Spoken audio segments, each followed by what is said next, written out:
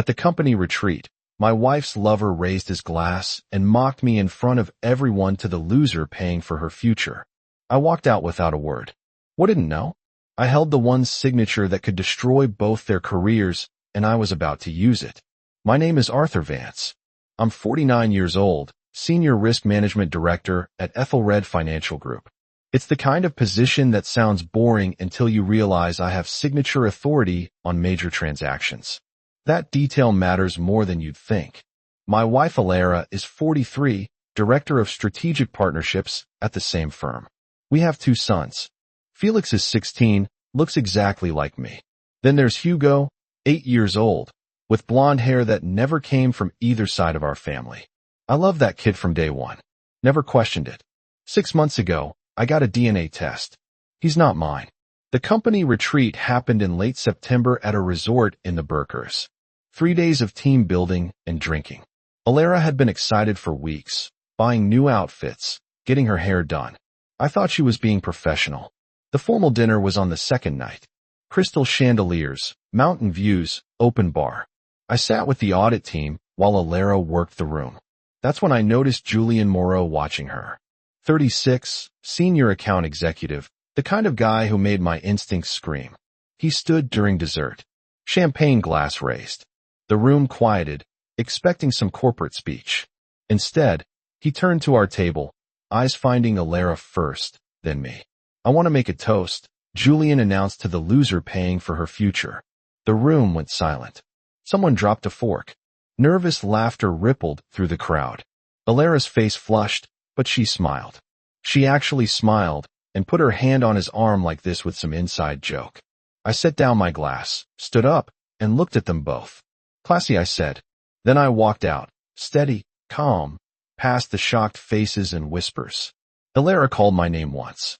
I didn't stop. I drove 3 hours back to Boston in silence, my mind working through everything I've been avoiding. Well, I got home past midnight.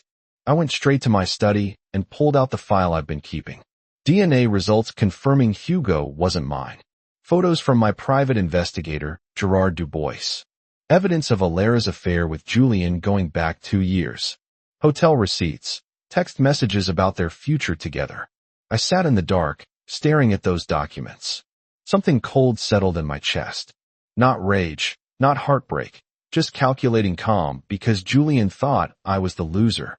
He had no idea I controlled the Vanguard merger, the deal that would make or break careers. His career, Alara's career, and I hadn't signed it yet.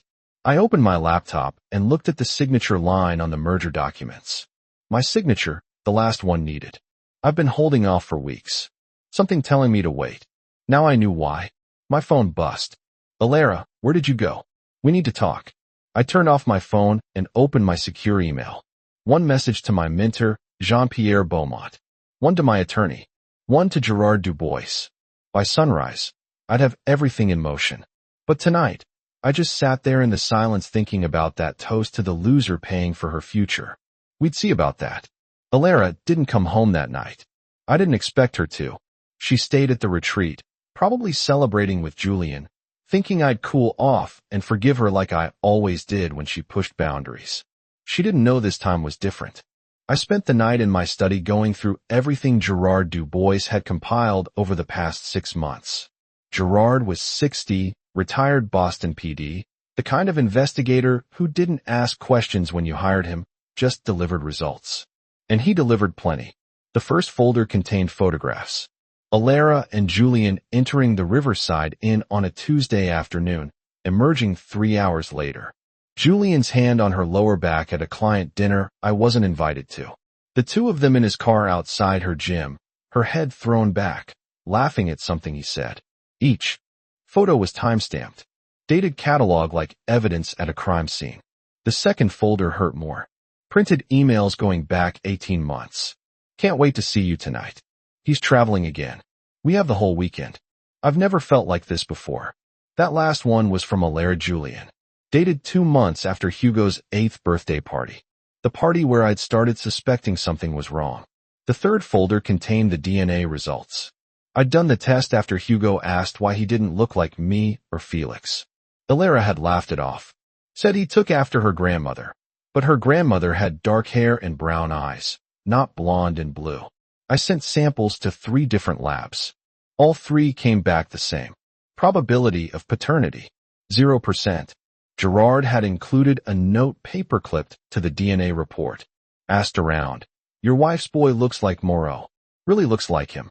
Might want that tested too." I stared at that note for a long time. Julien was Hugo's father. The timeline fit. Years ago, Julien had been a junior associate at Ethelred before he transferred to the Chicago office for 2 years. Before I thought the affair had started, my phone buzzed at 6 a.m. Alara. "Arthur, please, let me explain." It wasn't what it looked like. I typed back one word. "Really?" 3 dots appeared, disappeared, appeared again. Finally, "Can we talk when I get home?" "I won't be here." I sent back. "Talk to my attorney." "Attorney, you're overreacting." It was a stupid joke. I didn't respond. Instead, I called Jean-Pierre Beaumont. He answered on the first ring despite the early hour. "Arthur," Jean-Pierre said, his voice growly from sleep. "I got your email. Tell me what you need." Jean-Pierre was 70, retired from Ethelred 5 years ago after serving as CEO for 15 years. He'd mentored me since I was 30, taught me everything about risk management and corporate warfare. More importantly, he still sat on Ethelred's board and owned enough shares to move mountains. "The Vanguard merger," I said. "I'm pulling my signature." Silence on the other end. Then, personal or professional?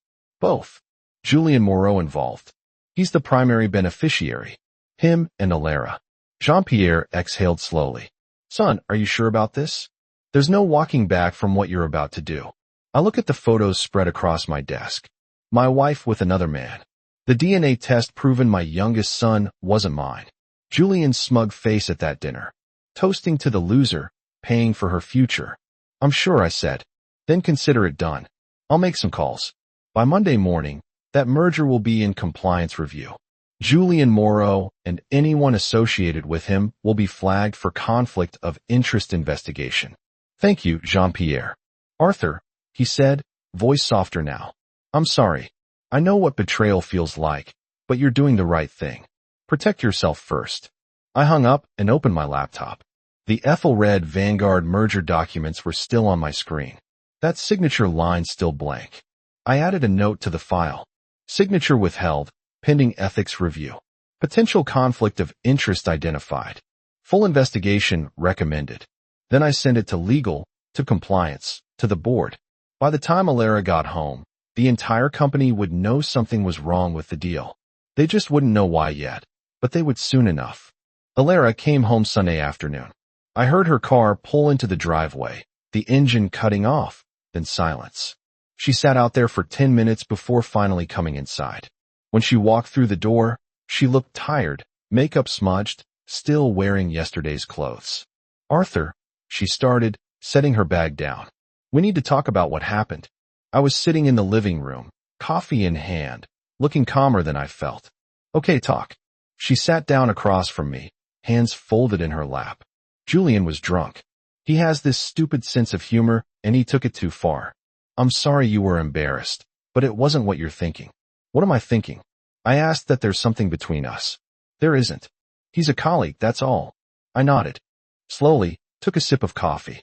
"So, you put your hand on his arm and smiled because it was funny." I was trying to defuse the situation. If I'd gotten angry, it would have made it worse. "Right." I set down my cup. "How long have you been sleeping with him?"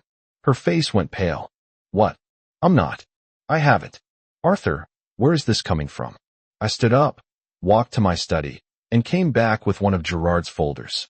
I dropped it on the coffee table between us. She stared at it like it might explode. "Open it," I said. Her hands shook as she picked it up. Inside were photos. Her and Julien at the riverside and the 2 of them in his car. Timestamps, dates, locations. She flipped through them, her face losing color with each image. "You hired someone to follow me." Her voice rose. "That's insane. Answer the question. How long?" Alara closed the folder. Tears starting. 2 years. Maybe longer. I don't know. It just happened. "Arthur, we worked together. We connected and you were always traveling, always busy with work, so it's my fault." "No, I'm not saying that.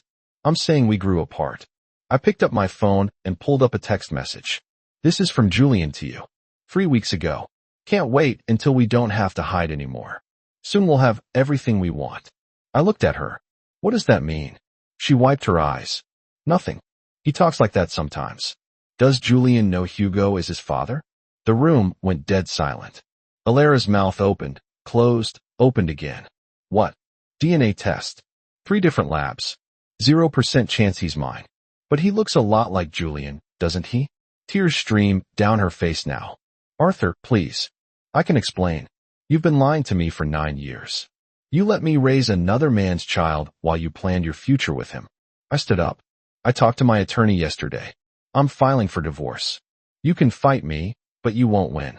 I have everything documented. You can't take my sons from me. Felix is 16. He can choose where he lives. Want to guess who we'll pick? I headed toward the door.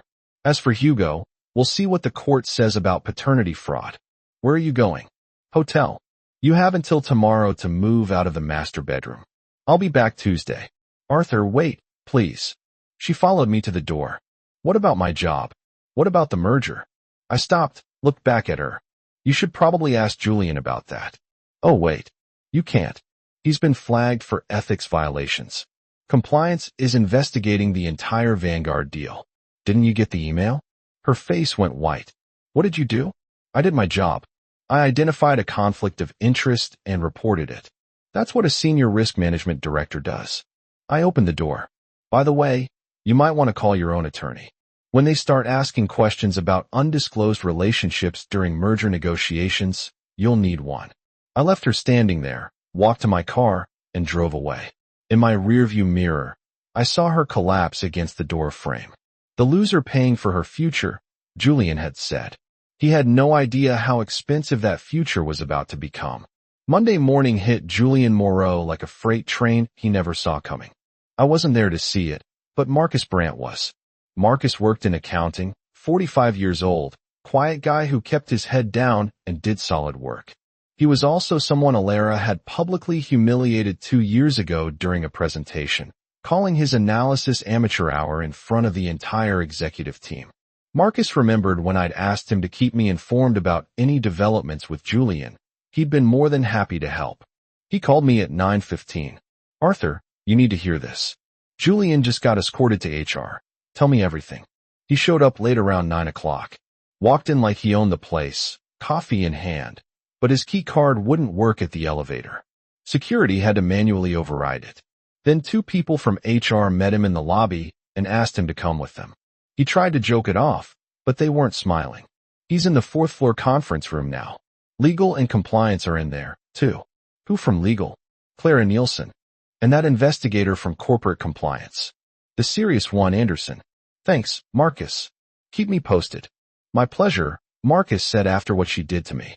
Watching this unfold is therapeutic. I hung up and checked my email. Jean-Pierre had sent me an update at 8 a.m.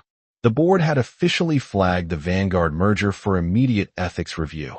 All parties involved were being questioned about potential conflicts of interest. Julian's name was at the top of the list, followed by Alera. My phone buzzed. Alera, what did you tell them? Julian is being investigated.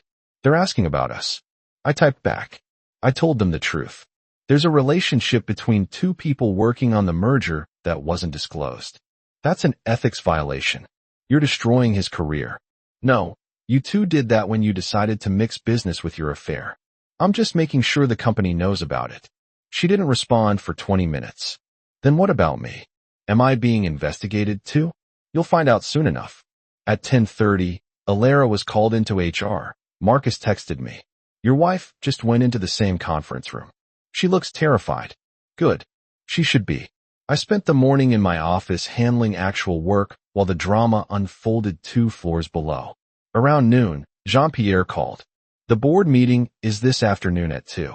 Jean-Pierre said, we need your formal statement about why you're withholding your signature on the Vanguard deal. I'll be there. Arthur, they're going to ask difficult questions about your marriage, about your personal involvement. Are you prepared for that? I've been preparing for 6 months, Jean-Pierre. I'm ready. At 1:45, I walked into the boardroom. 8 members present, including Jean-Pierre. They all looked at me with a mix of curiosity and concern. Clara Nielsen from legal was there too, laptop open, ready to take notes.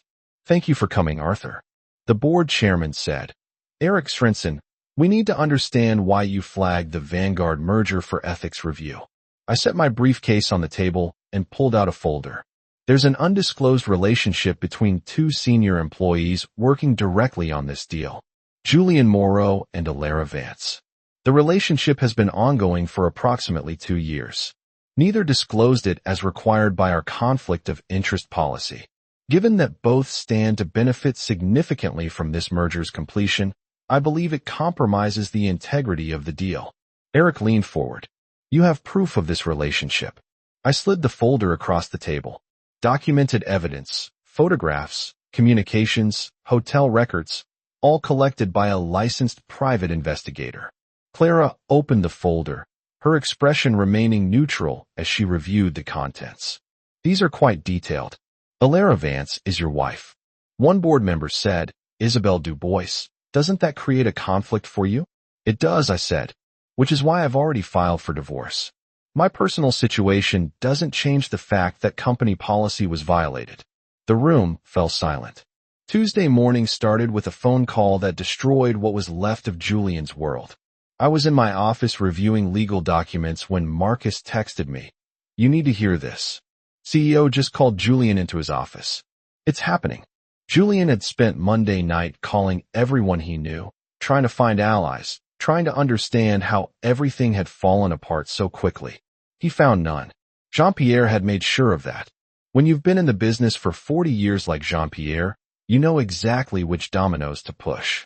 The CEO of Ethelred Financial Group was Klaus Richter, 58, a man who'd built his reputation on zero tolerance for ethical violations. Jean-Pierre had briefed him personally Monday evening. By Tuesday morning, Klaus had made his decision. Julian was escorted to the executive floor at 9 a.m. The meeting lasted 12 minutes. Marcus called me right after. Julian just came out. He looked like he'd seen a ghost. Security's boxing up his desk now. "What about Alara?" "Her phone's ringing. I can see her from here. She just went pale." I set down my coffee and waited. 3 minutes later, my phone rang. Alara crying. "Arthur, please, you have to help me. Klaus just called. He wants to see me in an hour." "I can't help you, Alara. Julian's been fired. They terminated him for ethics violations. They're going to do the same to me." "Then you should probably get your story straight. This is your fault. You did this to us." "No." I sent my voice cold. "You did this when you chose to have an affair with a coworker on a major deal. I just made sure the company knew about it." "What about Hugo? What about Felix? You're destroying our family. You destroyed our family when you let Julian father our son and lied to me for 9 years." I stood up, walked my window. "Felix knows, by the way. I told him everything Sunday night. He's staying with my brother." Silence. Then quietly, "He hates me, doesn't he? He's disappointed. There's a difference. And Hugo?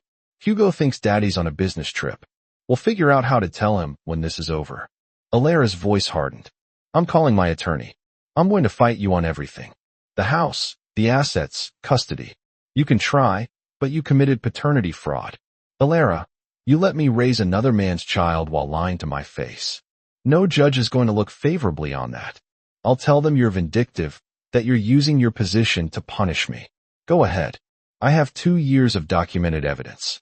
Hotel receipts, text messages, emails where you and Julian discussed your future together. What do you have?" She hung up.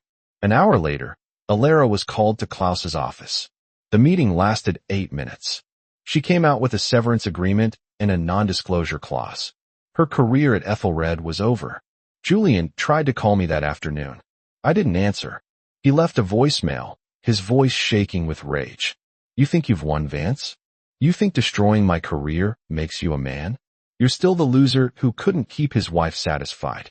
Enjoy your empty victory." I deleted it without listening to the whole thing. That evening, Jean-Pierre called. The board approved restructuring the Vanguard deal. New team, new timeline. They want you to lead the risk assessment personally. I appreciate the confidence. Arthur, you did the right thing. It took courage to expose this, especially given your personal involvement. Thank you, Jean-Pierre. How are you holding up? I looked around my empty house. Felix was with my brother. Hugo was at Alara's mother's, still confused about why mommy and daddy needed space. Alara was somewhere with Julian, probably blaming everyone but themselves. I'm okay, I said. It's not over yet, but I'm okay. Wednesday afternoon, Felix came home, my brother dropped him off, and the kid walked in carrying his backpack like he was returning from a normal school trip, not from processing the fact that his mother had an affair and his little brother wasn't his full sibling. Dad, Felix said, dropping his bag by the door. Hey, buddy. I stood up on the couch. How are you doing? He shrugged. That teenage way of avoiding real answers. Uncle Mike talks too much. He means well. Felix walked to the kitchen, grabbed a soda from the fridge, then sat across from me. At 16, he looked more like me every day. Same dark hair, same stubborn jaw, same way of thinking through problems before speaking. Is it true? Felix finally asked about Hugo. Yeah, the DNA test confirmed it. And Mom knew the whole time. She knew. Felix nodded slowly, processing. That's messed up. It is. Does Julian know? Not yet. Your mother and I need to figure out how to tell him. I leaned forward. Felix, I need to ask you something. The court's going to want to know where you want to live. You're old enough to decide with you. Felix said immediately. No question. You don't want to think about it. I've been thinking about it since Sunday. He sat down his soda. Mom lied to you for years. She lied to all of us. And that guy Julian, the one she's with, he's a jerk. I saw how he looked at her at company events. I just didn't want to believe it. You shouldn't have had to deal with this. Neither should you. Felix stood up, paced the kitchen. What's going to happen with Hugo? I'm fighting for joint custody at minimum. He's been my son for 8 years. Biology doesn't change that. What if Mom tries to keep him from you? She'll try, but I have documentation of everything. The affair, the paternity fraud, the lying. My attorney thinks we have a strong case. Felix turned to face me. Dad, can I ask you something? Anything. When did you know about Mom and Julian? I hesitated. I suspected for about 6 months. Got proof about 4 months ago. And you didn't say anything. I was gathering evidence, making sure I understood everything before I acted. That must have been hard living with her, knowing what she'd done. It was the hardest thing I've ever done. Felix came back, sat down. You're stronger than I thought. I'm not strong. I'm just practical. No, Dad. You're strong. Most guys would have exploded, made a scene, done something stupid. You played it smart. You protected yourself, protected me, and now you're protecting Hugo. That's strength.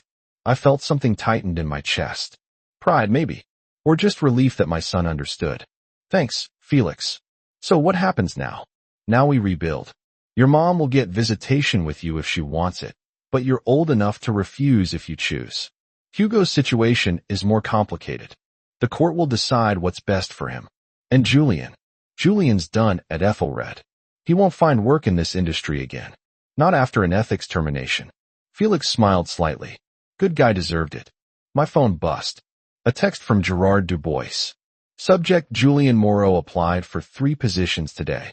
All 3 companies called Ethelred for references. HR gave standard response. Terminated for policy violations. All 3 withdrew their offers. I showed Felix the message. The kid actually laughed. He really thought he could just move on like nothing happened. People like Julian always do. They think charm can fix everything. Well, he's finding out it can't. That evening, Felix and I order pizza and watch the game. Just the 2 of us, father and son, rebuilding what Alara had broken. It wasn't much, but it was a start. Friday morning, my attorney called with news that made everything easier. Arthur, remember that prenuptial agreement you signed 15 years ago? Camilla Schmidt asked. My divorce attorney? I've reviewed it thoroughly. There's an infidelity clause. I forgot about that. I said, sitting up straighter. Most people do, but it's very clear. In the event of proven adultery, the offending spouse forfeits rights to marital assets acquired during the marriage. You keep the house, the investment accounts, your retirement funds. She gets whatever she brought into the marriage and half of her own retirement, which was almost nothing. Exactly. She was entry level when you married. You were already established. This clause protects you completely. What about Hugo? Child support is separate from asset division. You'll still owe support if she gets custody, But given the paternity fraud, I think we can argue for minimal payments. You've been financially supporting a child you believed was yours under false pretenses. That afternoon, Elara showed up at the house. She'd been staying with her mother, avoiding me since Tuesday. She looked terrible, hair unwashed, face puffy from crying.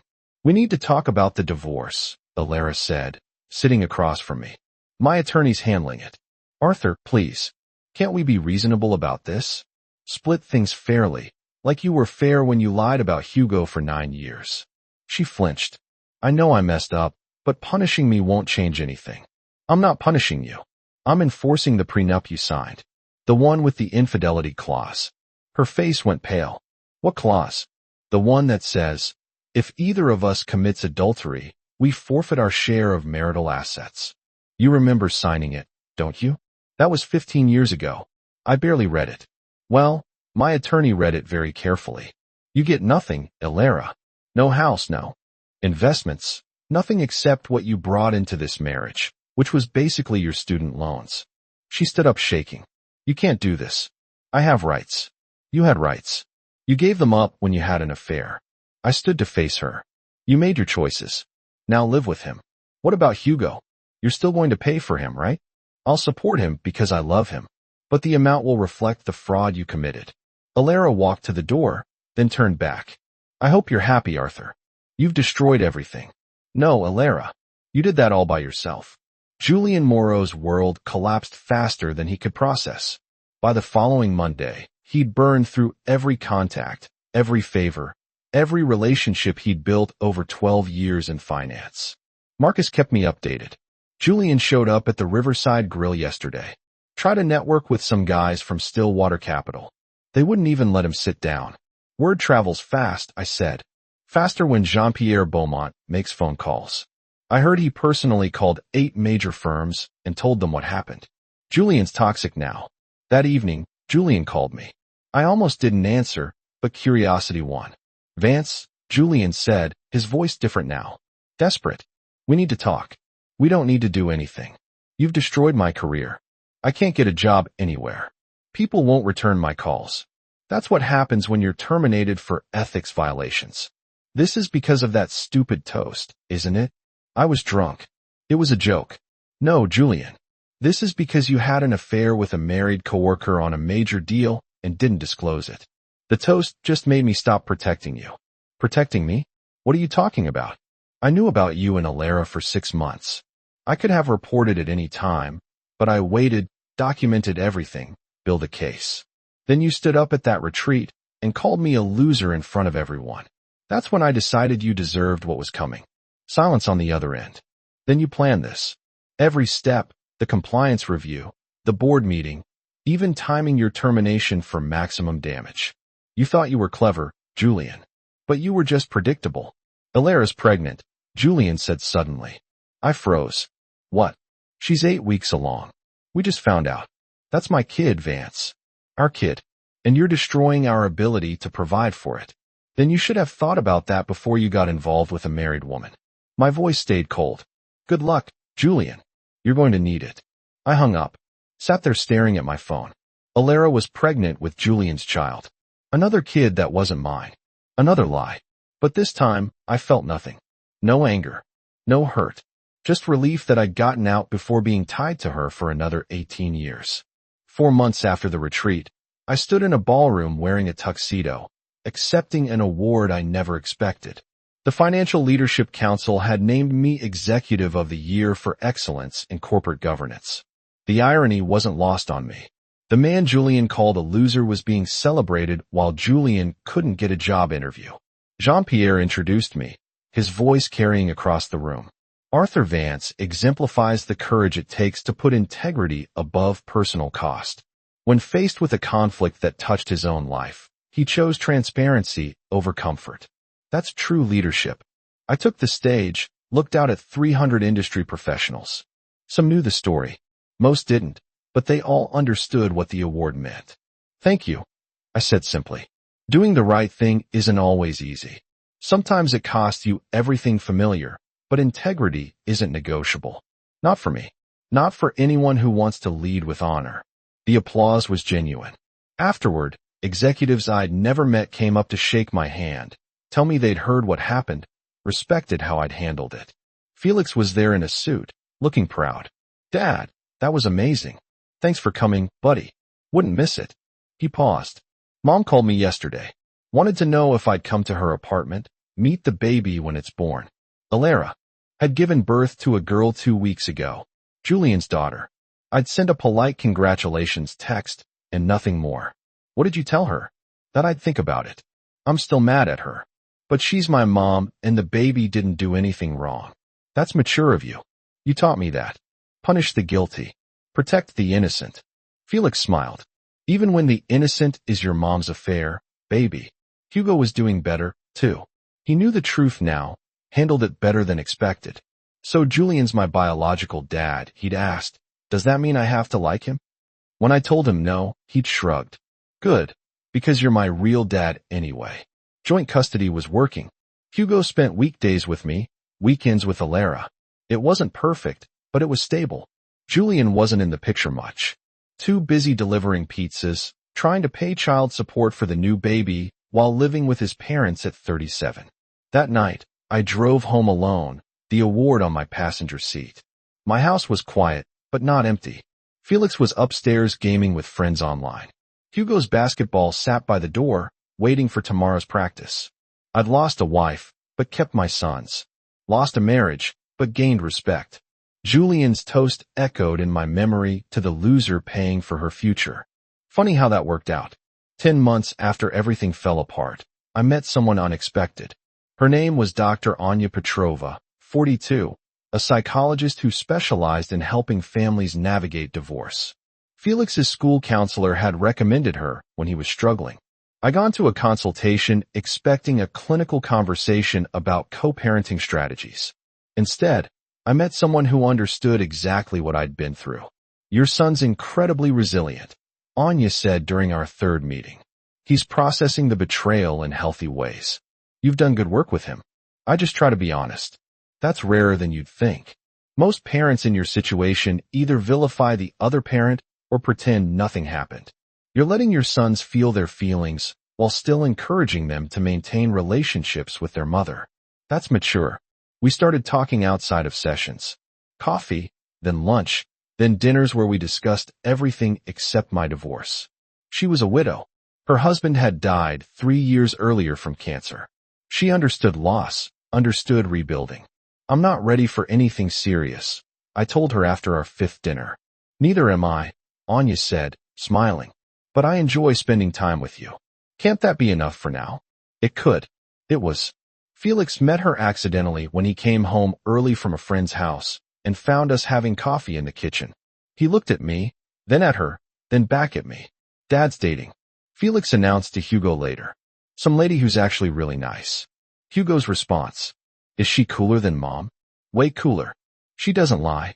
Anya met both boys properly a month later. She brought board games. Didn't try too hard. Just treated them like people.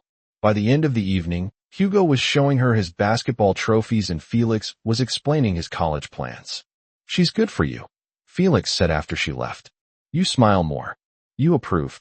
Dad, you deserve to be happy. Mom messed up. You didn't. You get to move on. At work, the restructured Vanguard deal finally closed. I'd led the risk assessment personally, and it went smoothly. My reputation in the industry had actually grown from the controversy.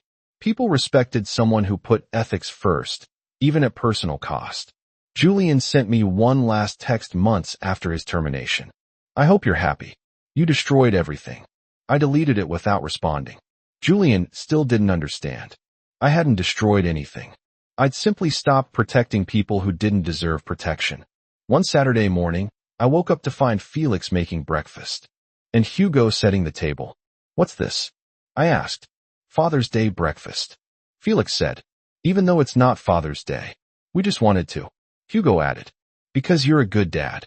I sat down with my sons, ate slightly burnt pancakes, and realized something important. Julian's toast had been right about one thing. I had paid for their future, Alara and Julian's, but not in the way he'd met. I'd paid in patience, in planning, in sacrifice. And what I'd bought wasn't their success. It was my own freedom, my son's stability, and a future where the only people I owed anything to were the ones who actually deserved it. The loser had won after all.